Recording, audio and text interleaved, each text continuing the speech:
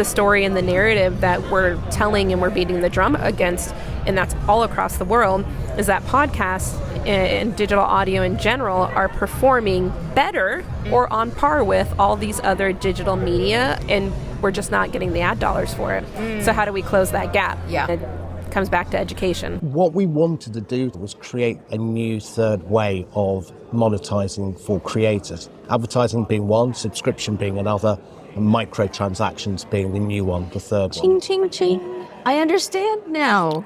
Shows are growing at an incredibly high rate. Shows that before were in the 50 percentile range are now moving up 60, 70, 80 percentile range, meaning they're growing audience. Yeah. Because listeners are saying, okay, well, where's content? Yeah. So it's a great time to be a podcaster. I love it. And if you're a podcaster out there and you're thinking of creating a show about the business of media, marketing, and advertising with a personal touch, please don't, because that's why there's insider interviews with E.B. Moss.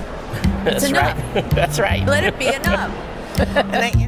Hey, it's E.B. Moss, and this is episode 18 of Insider Interviews, where you get the insider scoop on the business of media, marketing, and advertising. And today, you're getting a 3-pack on podcasting. I recorded these all from Podcast Movement Evolutions that happened in the end of March in Los Angeles. Now, you know I love grabbing people spontaneously at these conferences and hearing how they describe their offerings, because frankly, there are still a lot of moving parts to podcasting. We need to learn as much as we can about different products, but I also ask them about their ideas of what they're hearing at the show or behind the scenes. These may sound a little underproduced because they were recorded on the fly, so I applaud the following 3 brave and brilliant folks, primarily in the tech side of the industry. With that, I'm going to kick it off with Justine Benjamin, who has some impressive marketing chops. I knew her some years ago when she was marketing primarily television sales and solutions. But as head of global marketing at AdsWizz and Simplecast, she's now part of the SiriusXM family and helps get the word out about digital audio and podcast tech solutions. Justine Benjamin, Global Head of Marketing for AdsWizz and Simplecast, which are SiriusXM companies, Correct. right? Yeah, Yay. absolutely. So nice to see you. It's so nice to see you as well. Always finding each other in the beautiful places around the world. That's right, as long as it has something to do with podcast. Yes, That's yes. our through line. Yes. And no matter the reason, I'm happy to see you. And I'm happy to take a couple minutes to let you give the elevator pitch. Oh, of course. Yeah. And thank you, too, for letting me make the connection between AdsWizz and Simplecast, both being SiriusXM companies. So in about 2018, Pandora actually acquired AdsWizz. They were one of our largest customers, if not our largest customer at the time. And then about a year after, in 2019, SiriusXM acquired Pandora and got like a 2-for-1 special, is what I would say with that. And then about 4 or 5 years later, acquired Simplecast. So if you're starting to see a trend, it's really around podcasts, it's really around technology and kind of facilitating what that means for the ecosystem. So Simplecast and AdsWizz were brought together to bring podcasters, which is why we're here today, of all sizes, the capabilities that AdsWizz is known for, which is really enterprise-level monetization platforms. Think big SSPs, think about programmatic, direct sales, how you get all that moving together in large pieces. Okay. So Simplecast historically is a distribution, a CMS platform, hosting platform, gets you to anywhere that you need to be and you want to be heard, provides audience analytics so you can grow your audience. But what it was brought into the family for was to marry its, very strong platform for podcasters with AdsWizz's monetization technology. So now today, 1-2 punch. yeah, it's all part of the master plan. Actually, funny story is the way that Simplecast and AdsWizz came together was on a joint pitch with a large newspaper in a large metropolitan area who was looking to take their content into a podcast platform. And they wanted just one thing. They wanted a CMS and they wanted a monetization platform. And we had worked together and been integrated before. So we came in on a joint pitch. and the energy and the camaraderie that was between both the companies, we just kind of felt like this was something that was right. Yep. And that's essentially how the love story started between Simplecast and AdsWizz, and how we became a part of the same company there.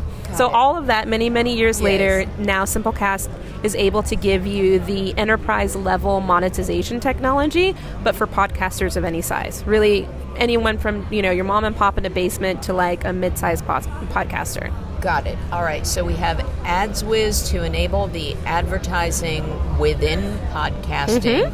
And we have the ability for podcasters, and we're here among a lot of creators, to have their podcast hosted, distributed, and facilitated by Simplecast. Yeah, all and under monetized SiriusXM. all under one place.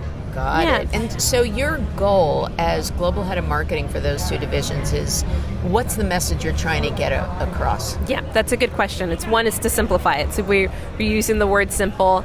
It is a nuanced yet complicated yet fragmented kind of ecosystem that we live in. As from a global perspective, the US is really kind of where it's our test bed. It's where we figure out things work and things don't work.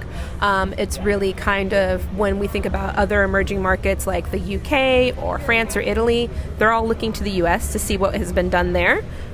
So from a marketing perspective, it's about simplifying that story. It's about being agnostic from a technology standpoint and showing that really what we're trying to do is just simplify and facilitate the buying and selling. We don't own media. We don't sell media. So we're just really the technology that makes it easier for buyers and sellers.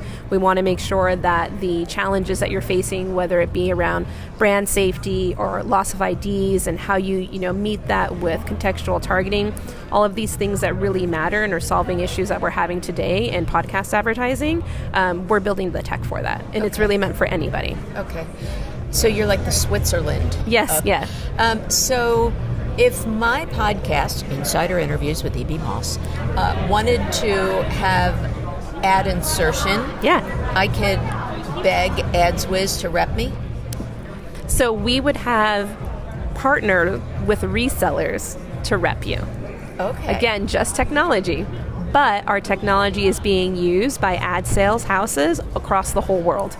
Perfect. Yes. For example, and this is like not the only resellers that we work in the United States with, but our sister company, SiriusXM Media, who represents Pandora and Stitcher and NBC Universal and all these different networks, they are a huge reseller of the podcasts that use our technology. Thank you. That's really helpful. Okay.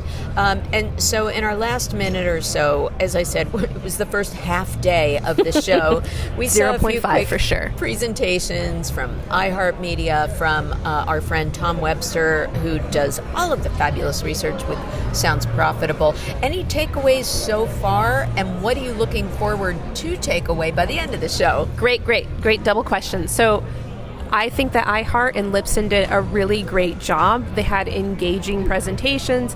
They really did a good synopsis of what is on their network, what their audience looks like. I am partial to research and data, so Tom's presentation was especially great. They have amazing reports, really geared to the buy-side community, because we can do everything we want to do, but if the money isn't flowing into the systems, then we're doing it for naught, right? Yeah. So they do a really good job bringing to light that research. One of the things that the presentation he gave today was showing the comparison of podcasts against TV, a podcast against YouTube, a podcast against streaming. And this is the story and the narrative that we're telling and we're beating the drum against, and that's all across the world, is that podcasts and digital audio in general are performing better or on par with all these other digital media, and we're just not getting the ad dollars for it. So how do we close that gap? Yeah. Right? And it comes back to education. Right. And it's the word that we have to get out is engaged and responsive audience. Exactly. Yeah.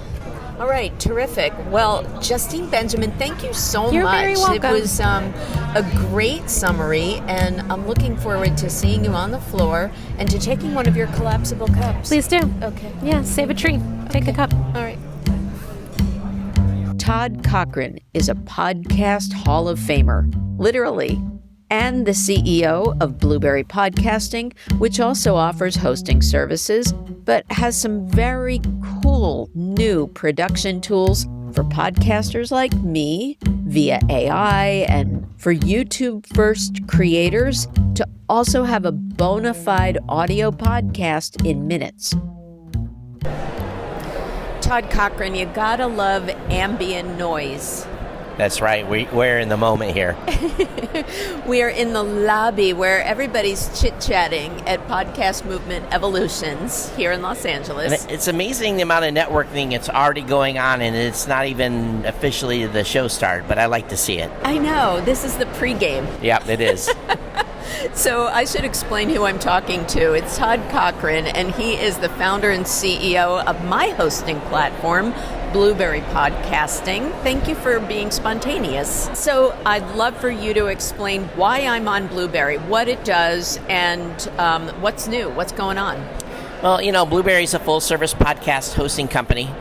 We really got something for everybody, and that's literally the truth. If you're a WordPress user, you're able to use our PowerPress plugin, and if you don't, if you're on Squarespace or wherever else, you can use this as well and take your episode and cross-publish and do everything you need to be online. And of course, there's a lot of our customers that just need a landing page. But the main thing is we've got really everything that you need to podcast, monetization, statistics. We've got the ability for you to participate in the new Podcasting 2.0 initiative. All right, well, let's chunk those out for a second. Two new things we've just announced is our AI product, which, everyone's doing, but we did our own in-house, and we're really excited about that. That's 6 months of work. And a new product that has really gotten the most of the buzz recently here is something called Vid2Pod. First of all, I need to know about AI. Is this to help replicate voices? What are you doing with it? We're not doing any audio editing yet, but everything right now is about planning, production, and promotion. And so if you need a little inspiration, let's say you've got a topic that you're thinking about and you're going to have a specific guest, we've got the ability for you to really kind of create a show flow so that you give you some ideas on topics to cover during the episode, questions to ask the guest, and then we kind of push that into an entire show flow that you can edit and make it part of your planning.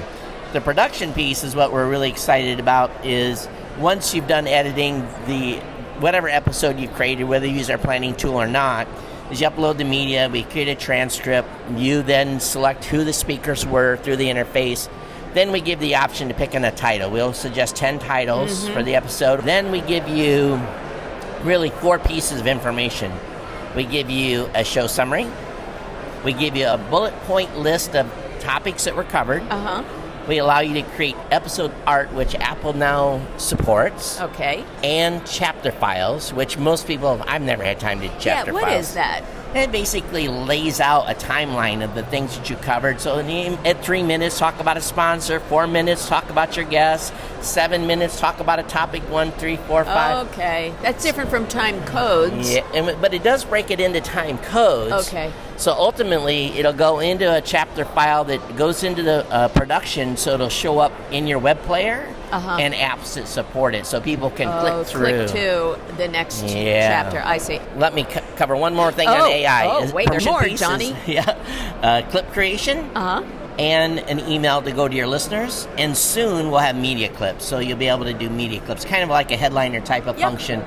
That 4th piece is being built, so maybe in about a month. All right, but Vid2Pod. Yeah, Vid2Pod. Well, let's give a little backstory. Sure. So, part of the deal is that a lot of shows are capturing the video, and then they're kind of having to pull out the audio to create an audio podcast episode. And the news recently was that YouTube finally enabled podcasters to import or ingest the RSS feed, which enables subscribing or following a show on YouTube. Correct. Now, what's happening? Well, we were at PodFest, and we were talking to a lot of YouTubers, said, we're YouTube first, we're video first, we don't have time for podcasting, but we are a YouTube podcast. So I went back to the team during debrief and I said, this is what they're saying, they don't have the time. And one of our founders, Barry Kantz, said, hey, why don't we just help them? Why don't we automate it so that they can also have an audio podcast?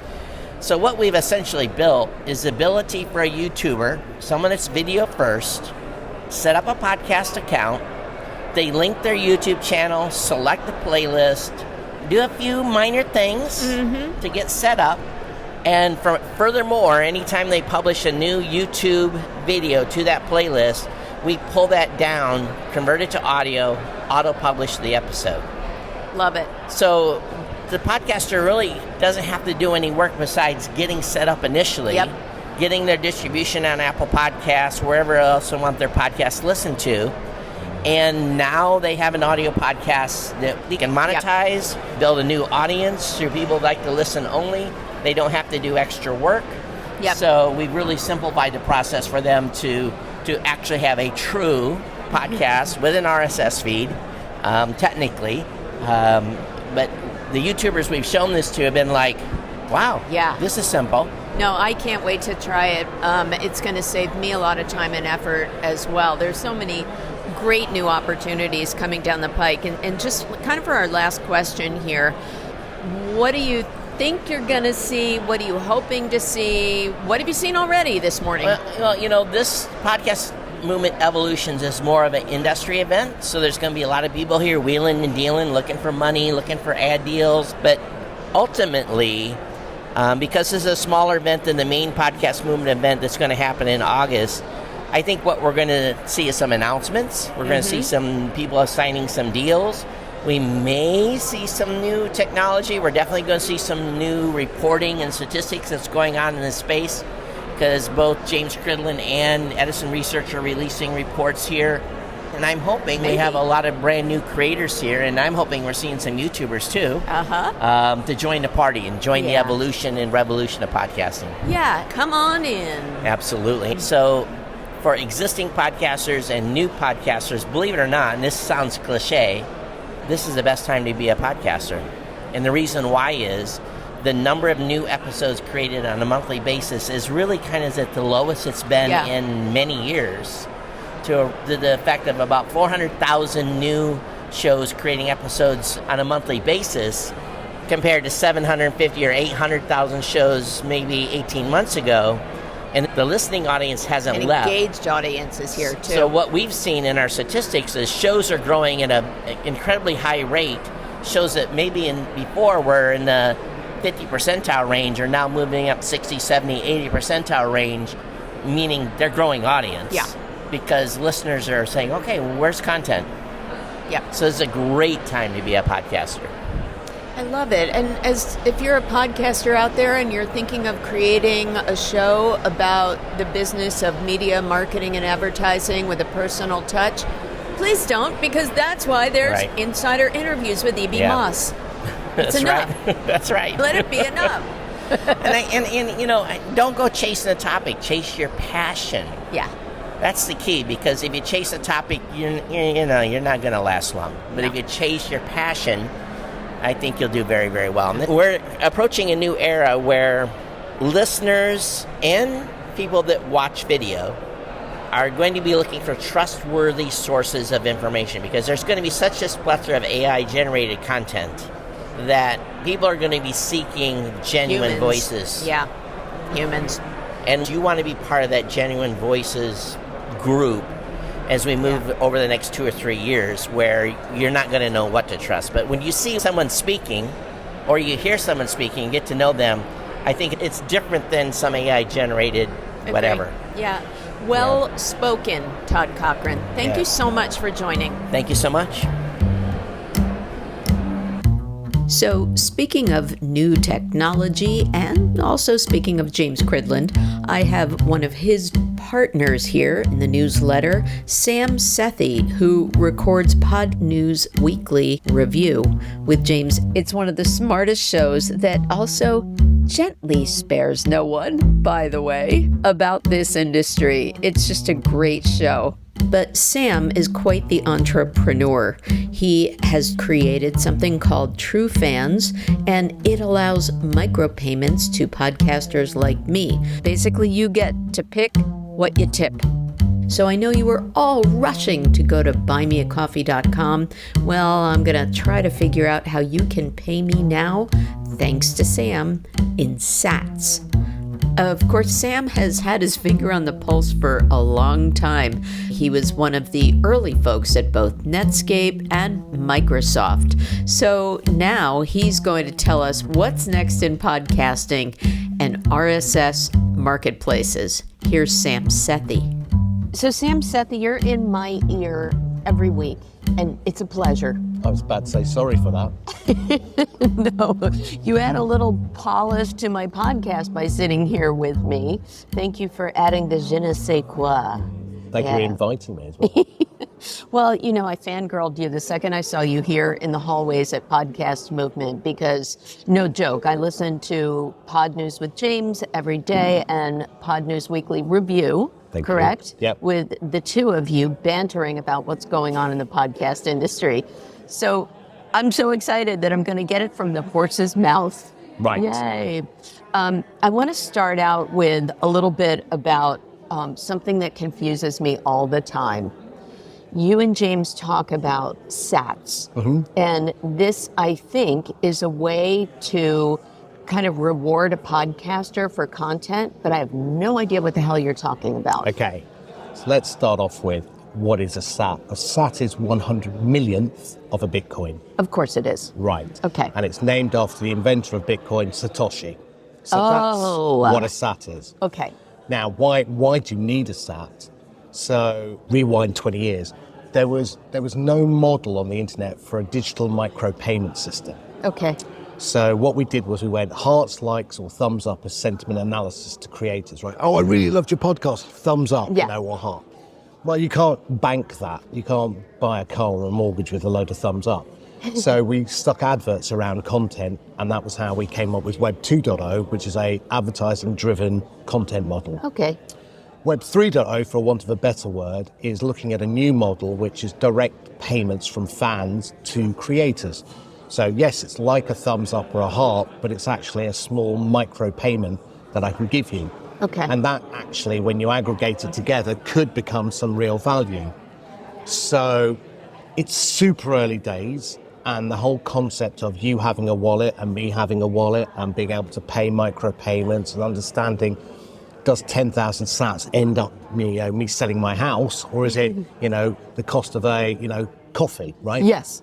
So people are not quite sure how many sats equals 1 cent or £1 or whatever.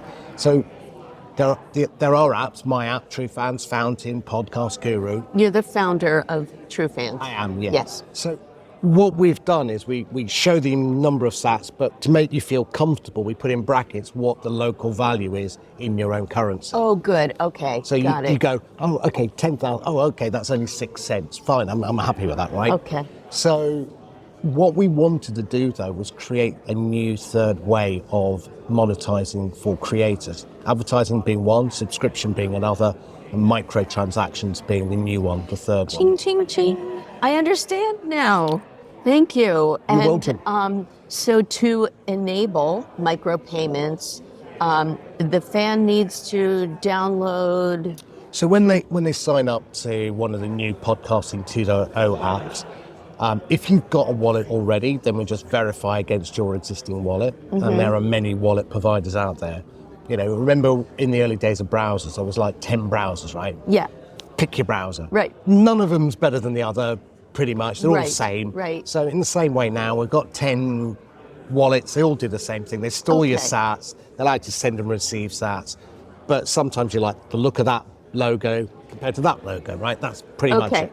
So when you join True Fans, if you haven't got a wallet, then we say, look, have you not got a wallet? Then sign up with our partner, Olby, who provide the wallet.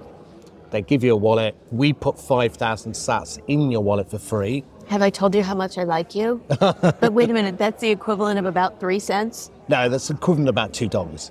Sam, Yeah. Thank you. So why we did that was because we know this is a learning curve. We know that you have to understand the concepts of wallets and sats and payments, Right. and how it all works. So do it in a safety net with someone else's money, my money. See how it works. Oh, look, I've done that. That works. I've done that. I'm beginning to understand it. We have help screens on every page. And we pay you, because we have a gamification engine in there that says, oh, look, if you wanted to play this 3 times, we'll pay you a little bit of extra. Oh, I understand how Play works now. I want to do a boost. What's a boost? It's a comment with a payment. That's all it means. That's a boostagram. Yes. Oh, the other definition I needed. Right. Okay. And a zap is simply a like with a payment. Okay. It's a whole new language. That's all it is, right? They've decided to invent a new language because Web 2.0 owns the word like and comment.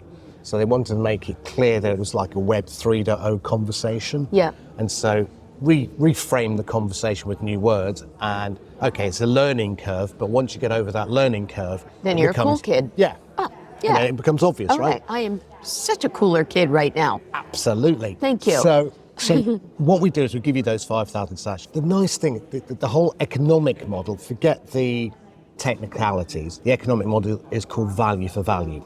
Okay. And all that means is, as a creator, I can set a value for my podcast, right? Yes. So I can say, I would love you as a fan to pay me 100 sats per minute for my podcast. Okay. And so what we do is we go 100 sats per minute times the total time of the podcast equals the total value. Now, so you might see 6,000 sats to play this episode, right? And then you'll see in brackets 50 cents, right? Okay. And you go, oh, okay, I'll play. Or you go, no, you know what, Sam, I don't want to pay you 100 sats. I'm going to change that to 21 or 50 or whatever. Uh-huh. And then it recalculates the total value based on what you've chosen as your value. Okay. So the creator creates a value as an offer, and you create a value as a counter offer. A bit like going to buy clothes, you can bargain with somebody. I like your jacket, but I'll give you 20 quid less, right? Well, you're saying to the creator, I know that's what you want me to pay you, but this is what I will pay you. Okay. So it could be 0, it could be the same amount as the creators asked for, or it could be even more than the creators asked for. You might say, you know what, you're crazy. Your content's so brilliant, I want to pay you double or triple. Yes, right? Yes. So value for value is just a digital bartering economic model online. And now, because we've got the technology, Bitcoins and micropayments to do it, it becomes easy. Thank you. All right, perfect. I was so happy, as I said, to bump into you here at Podcast Movement. I want to ask you about some of the other cool tech, cool new forms that you're seeing here at the show, or since you and James always have your finger on the pulse, what else do you want to talk about that's new and next in podcasting? So I really love what Dan Meisner at Bumper put out this week, which was downloads don't equal listens, and then how Apple and Spotify call a listen anything over 1 second. Yes. Total BS, right? Uh-huh. And I think I presented on a panel with a few other people, and I said, look, advertising is the emperor's new clothes. We are pretending to advertisers that we are tracking listens. We can't. And Apple proved that downloads, 50% were fake, because they were auto downloads, and everyone's lost their rag. Oh my God, I had 10,000 downloads. Now I can say I've got 5,000. Well, you didn't really have 10,000, right? Right. And of those 5,000, actually, how many of those convert to real listens? Not 1 second, but real listens. Probably not that many. And then when you talk to people, normal listeners, 99% of people will say they fast forward as soon as they hear an ad. Yes. So fundamentally, we're saying to advertisers, buy advertising based on false numbers and false listening records. So fast forward to what we're doing now as a new advertising model. So now we've got this micro payment model. What if I said to you as a listener, I'll pay you a small amount of money if you listen to my ad, right? Okay, so you're listening to a podcast, the ad appears. Now, instead of me paying the advertiser now pays me. But what's critical is the ears. Yeah, but the minute I stop listening and I fast forward, say the ad starts, and I go, oh, that's a rubbish ad, fast forward, the advertiser stops paying me. There's no more money being paid because I'm not listening. So now the advertiser can go, that one person listened to 10%, that one person listened to 50%, and that one person listened to 100%. They get true metrics. They know that you really listened, because they had to pay you while it was being played. Fascinating. As opposed to today, where no one in the industry could tell you whether the ad was played or not. Correct. So, a la television advertising, where if you know that I have not fast forwarded it or you have disabled that, it still doesn't mean that I didn't go to the bathroom or wash the dishes during that ad. That still doesn't mean in the model I just described that you didn't leave it playing in the podcast and go and make a coffee. Right, we but can't odds do are that. a little, because you're carrying typically your phone with you wherever you go and that kind of thing if you're listening through your But with the TV ad, you weren't being paid any money, right? With the radio ad, you're not being paid any money. So it's up to you to go away while that's on, because you're not being valued for your time and attention. Whereas in this model, you are valued for your time and attention. Okay. Now, you can even go one stage further and say, the advertiser is offering me 10 sats per minute to listen to my advert. No. I'm much more valuable than that. So you can set a bar that anything less than 100 sats per minute. You're going to pay me more. Excellent. Yes. So you set your bar at 100 sats per minute. Okay. So as soon as that advert hears, our system goes, what's the value exchange? No. You said you wanted to pay 10. They want 100. Yeah. Skip the ad. You're not valued. Moly. You're not giving them enough value for their time and attention. Okay. So they move on. Value for value model. Sam, this is phenomenal.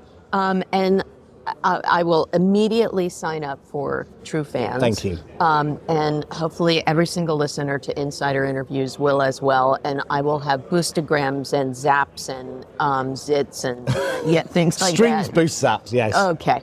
But now just to wrap things up here, what are you personally up to aside from conquering the world of a new method of one of the things is there's a new project being put together by the industry called the PSP, the Podcast Standards Project. Okay. And I'm going to be heading that up. Yay. So one of the things that I'm really keen on is getting the hosts to start to implement some of these new features of RSS. I call them features, they're known as tags, but they're really features, right? So transcription, like Apple added recently, there's a tag, right? It's a new tag, and it came out of Podcasting 2.0, and Apple's added it. Now there's more tags, there's the person tag. I want to see a picture of the host. Okay, in the RSS you can embed that. I want to have chapters. So there's a really long podcast, I want to break it down into chapters, and I want links from that chapter to maybe a related article. So chapters is another tag. Okay. So these sorts of metadata tags don't change the content of the audio, don't enhance the content of the audio, that's static, that's up to the creator. But wrapping around it are all these different ways for discovery, interactivity, and monetization. And because of those new tags, basically, we might find new podcasts we've never heard for. Or, I love your podcast, but I really, really want to tell you. But how do I give you any feedback, right? Now you can. Or, I want to pay you, like, as we described, a little bit of money because I don't want pod fade. I don't want you to disappear because you're not getting any feedback in terms of value. We're also adding more bells and whistles that make it a more compelling and attractive user experience overall. Yeah. And standardization, as you said, so upping the game for everyone. Yeah. Okay. I'll say one more thing. We are not a podcast app. And that you sort of go, hang on a minute, I thought we were. We're not because of one reason. We're an RSS marketplace because we have now added music, audiobooks, courses, live podcasting, and events. All through RSS. All delivered by RSS. Fascinating. So suddenly all these people, independent music artists who weren't making money on Apple and Spotify, have gone, well, might as well go direct to fan. Oh, this V4V model looks good. Oh, I'm getting paid in sats. Okay, now I'm going back to say this is super, super early and it's a learning curve. But again, as we start to talk about it, promote it, show the value that it offers, the pennies drop and people are beginning to understand it. I think it might take I think what we've got now is 50 million wallets in the world, roughly. Okay. Which is about the same number of browsers in, let's say, 99. I would love to take a tenth of those wallets and get them to consider rewarding insider interviews. We will set that up for you. Okay, thank you, Sam. And I should just point out that you heard it here first from a bit of an expert mind because you were like an original at Microsoft. You were an early stage product manager at Netscape, and the future, as they say, is history. I don't know if they say it, but I'm saying it. Well, if you've ever heard of TechCrunch, I set up TechCrunch Europe as well. Oh, for Pete's sake. Sam Sethi, thank you so much for teaching us all about what's new and what's next in podcasting. You're very and welcome. RSS marketplaces. Indeed.